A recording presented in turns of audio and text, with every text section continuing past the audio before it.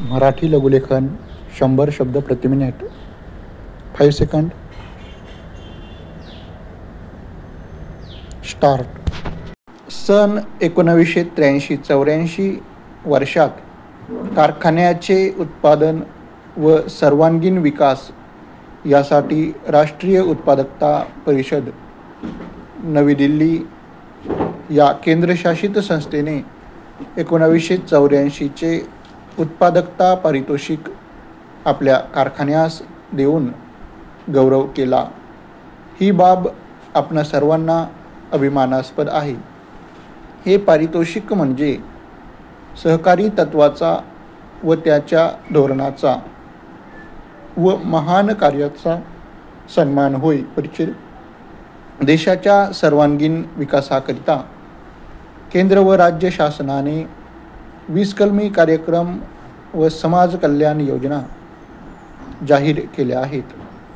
या योजना परिणामकारक व यशस्वीरित्या राबविण्यासाठी आपल्या कारखान्याने सतत प्रयत्न केले आहेत व त्यानुसार 20 कलमी कार्यक्रमाचा महत्त्वाचा भाग म्हणून कारखान्याने जलसिंचन योजना, कुटुंब कल्याण, रक्तदान शिबिरे, गोबर गॅस अनुदान योजना, वृक्षारोपण मागासवर्गीयासाठी अनुदान योजना, फळझाडे इतर 20 कलमी कार्यक्रमांतर्गत योजना कार्यवाहीत आखल्या आहेत.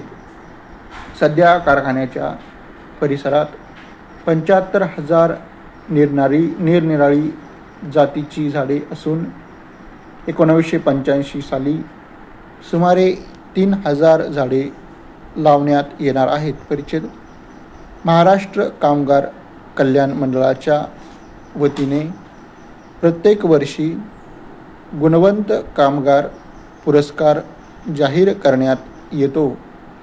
छोट्या मोठ्या विविध उद्योगधंद्यात काम करीत असलेले सुमारे 25 लाख कामगारातून 110 गुणवंत कामगाराची निवड करण्यात येते व 1985 सालातील गुणवंत कामगार म्हणून आपल्या साखर कारखान्यातील नानासाहेब पाटील या कामगार प्रतिनिधीचा समावेश आहे.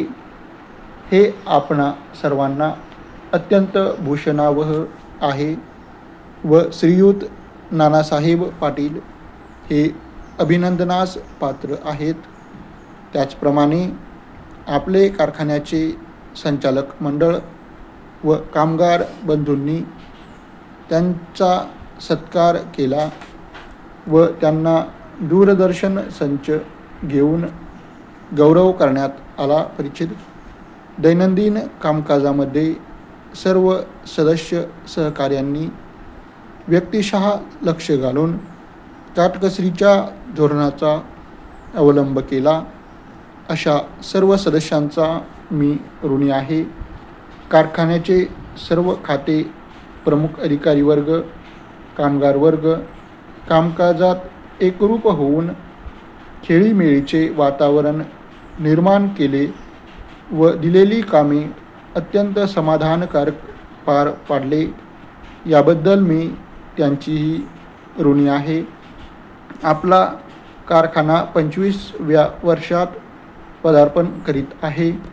ही विशेष बाब म्हणून यावर्षी 20% बोनस जाहीर करण्यात येत आहे. तसेच प्रत्येक सभासदास दीपावलीनिमित्त 5 किलो साखर रास्त भावात देण्यात येत आहे. आपल्या सर्वांच्या सहकार्याचे मी अत्यंत आभारी आहे.